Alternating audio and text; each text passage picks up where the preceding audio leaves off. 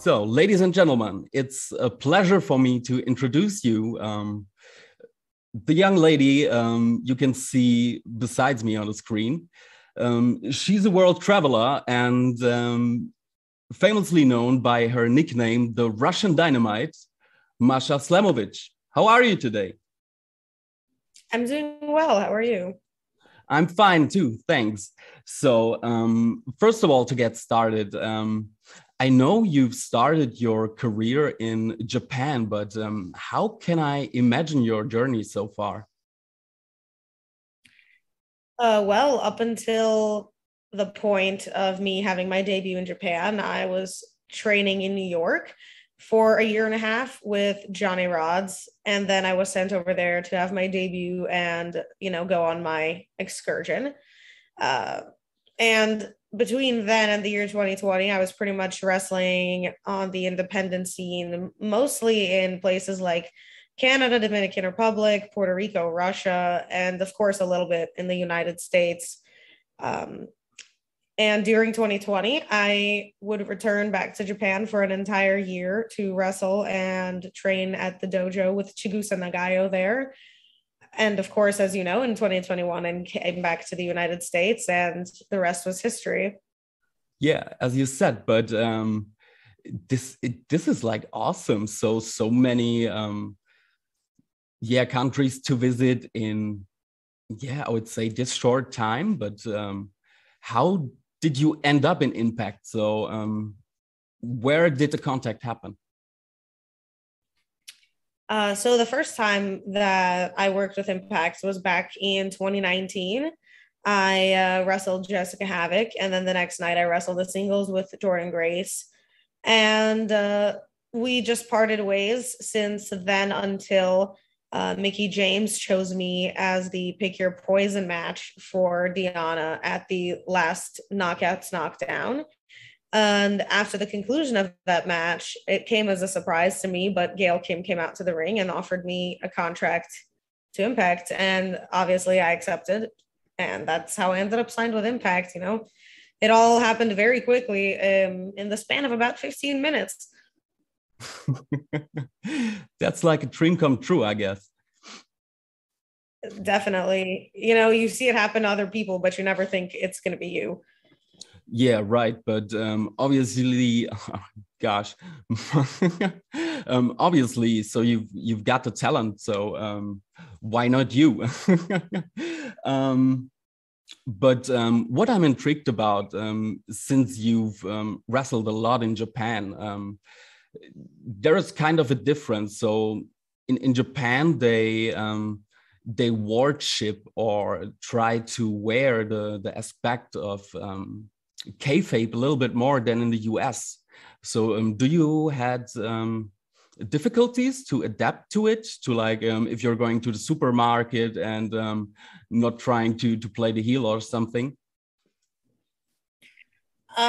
Like you said, it's definitely a little bit of a different culture over in Japan, but I didn't really have any trouble adapting to it because, like I said, my career started over there. So it's almost like the way they do it over there is the norm to me because that was my very first taste of professional wrestling. Yeah, but that's what that's why I thought. So if when you got back to the US, did you had problems to act like not in kayfabe? I mean, it did take me a little bit of time to kind of relax and not be as serious as we are over there with the dojo lifestyle. It took me a little bit to come into my groove and just kind of relax and start being the Masha Slamovich that everybody knows now.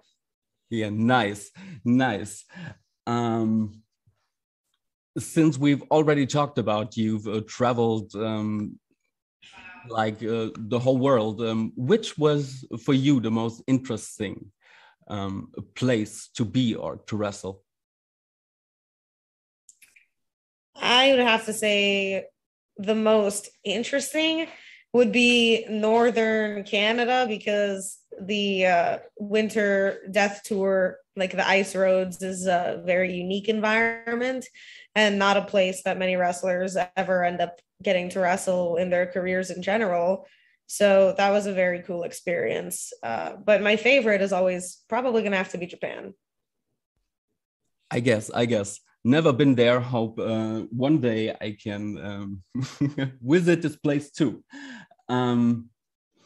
What you're also known for is intergender matches, as you had ones with the likes of Daniel Garcia or Wheeler Yuta. So is this something you're intrigued about in general, or? Absolutely. I was originally trained almost exclusively by men. So intergender wrestling is probably the style I'm most comfortable with. And I very much always enjoyed intergender wrestling and wanted to be known as one of the best in that field. And I think I'm, if not already there, then slowly accomplishing the goal, especially since I've got matches like myself against Chris Dickinson and myself against Biff Busick coming up in a few weeks. Nice. So going a step further from this, death matches, or to be specific, death tournaments, like is this a thing you would consider for yourself? Definitely. I think my involvement in hardcore and death matches is not a mystery to anybody. You can look back as far as 2 weeks ago when myself and Akira wrestled at ICW No Holds Barred in Pit Fighter X10. And, you know, we got a little froggy with some gusset plates, knives, and chainsaws, among other things. I'm just a huge believer in being versatile and being a master of every kind of craft in professional wrestling. So I think that is one of my goals. Why not do everything? Why not be good at it all? Yeah, right. And I hope we can see some more facets of yourself and your character in Impact soon, because as I've seen, you've lately been kind of almost booked in squash matches. So what is your opinion on those very dominant performances? I think it should be an example to the rest of the Impact roster and everybody who watches Impact of exactly what I'm capable of at the stage and level that I'm at. And nice. Which of those matches you've had until this date now on Impact TV would you recommend to watch our viewers or our readers on YouTube or maybe on Impact Plus? Definitely myself versus Diana at the Knockouts Knockdown in 2021. One of my favorite matches I've ever wrestled, probably. Very much enjoyed it. I think everybody should watch it. Nice. So as Impact is widely known for its strong women's and knockouts division, have you been a fan yourself in the earlier days? Do you have any idols from the Impact history? I definitely used to watch Impact, back when it was called TNA. And I used to actually watch a whole lot of the Ultimate X division, my favorites being some like Amazing Red, AJ Styles, Loki. Those were some incredible matches back in the day. Yeah, right. So as you said, TNA is, it's the same to me. Everybody in Germany is like, they know what it is if you say TNA. Great times. So what I've also learned about you is that Thunder Rosa and you are very like-minded in terms of how wrestling should be for you, or how to perform. So would you say she had a big influence on your career, or are there any other ones you would mention to be like an inspiration or an idol to you? Most of my idols are the likes of people like the Dynamite Kid. I think Thunder Rosa is an incredible competitor. I've actually had the pleasure of wrestling her last year at Texas Wrestling League. And I would certainly love to wrestle her again. So I think Thunder Rosa is excellent overall. Yeah, hopefully we'll see that. I'd like to pay for to watch this. So what are your goals in Impact as you made a really strong introduction or reintroduction after this 2-year absence? My goal is to completely dominate and rise to the top of the Impact roster. The men, the women, everybody, nobody's safe. Whoever wants to wrestle, there's a ring. Let's get in it and let's have a match. Let's fight. Nice, nice.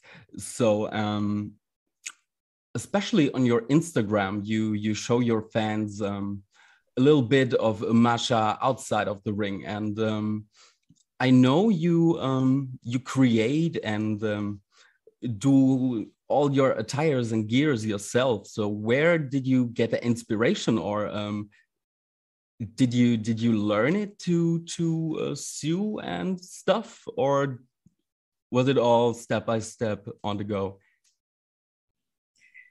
Well, I don't physically make my own gear. I have a gear maker, a seamstress, who does that for me, but I draw and design all of my own gear.